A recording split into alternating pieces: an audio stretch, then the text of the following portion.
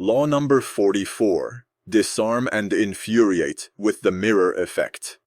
The mirror reflects reality, but it is also the perfect tool for deception.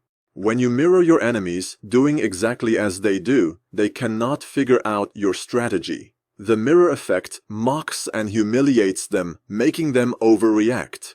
By holding up a mirror to their psyches, you seduce them with the illusion that you share their values. By holding up a mirror to their actions, you teach them a lesson.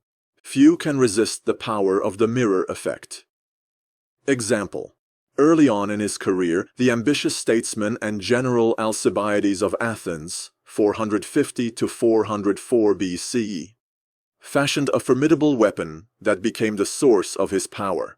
In every encounter with others, he would sense their moods and tastes, then carefully tailor his words and actions to mirror their inmost desires. He would seduce them with the idea that their values were superior to everyone else's, and that his goal was to model himself on them or help them realize their dreams. Few could resist his charm. The first man to fall under his spell was the philosopher Socrates. Alcibiades represented the opposite of the Socratic ideal of simplicity and uprightness. He lived lavishly and was completely unprincipled. Whenever he met Socrates, however, he mirrored the older man's sobriety, eating simply, accompanying Socrates on long walks, and talking only of philosophy and virtue. Socrates was not completely fooled. He was not unaware of Alcibiades' other life. But that only made him vulnerable to a logic that flattered him. Only in my presence, he felt, does this man submit to a virtuous influence. Only I have such power over him.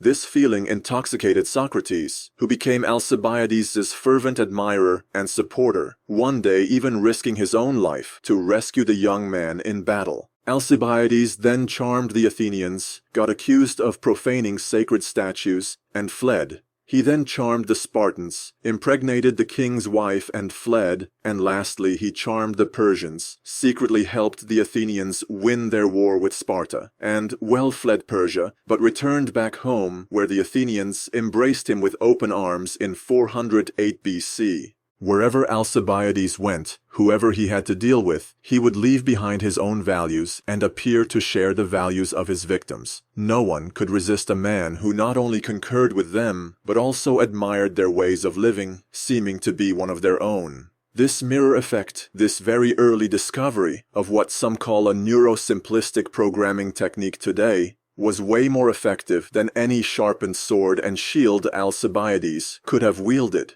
Greene describes these four main mirror effects: 1. The neutralizing effect, 2. The narcissus effect, 3. The moral effect, and 4. The hallucinatory effect. 1.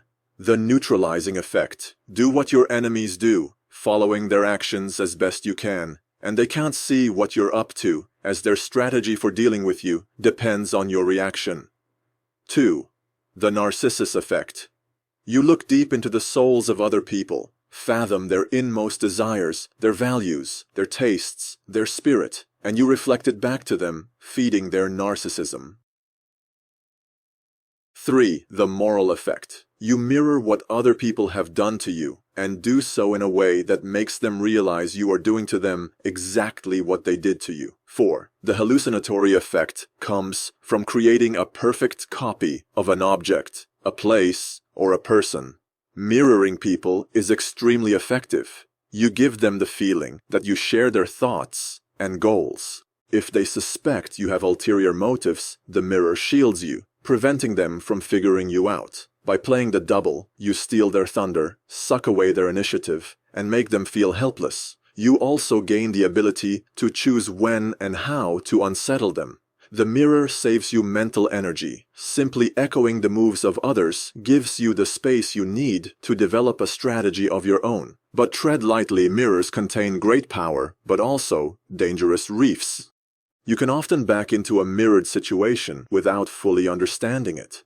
Most often you suffer by the comparison, seeming either weaker than the previous occupant of your position, or else tainted by any unpleasant associations that person has left behind. Avoid the association effects like the plague. In a mirrored situation, you have little or no control over the reflections and recollections that will be connected to you. Any situation beyond your control is dangerous. Doesn't matter if the person or event has positive associations, you will suffer from not being able to live up to them, since the past generally appears greater than the present. If you recognize people associating you with some past event or person, do everything you can to separate yourself from that memory and to shatter the reflection.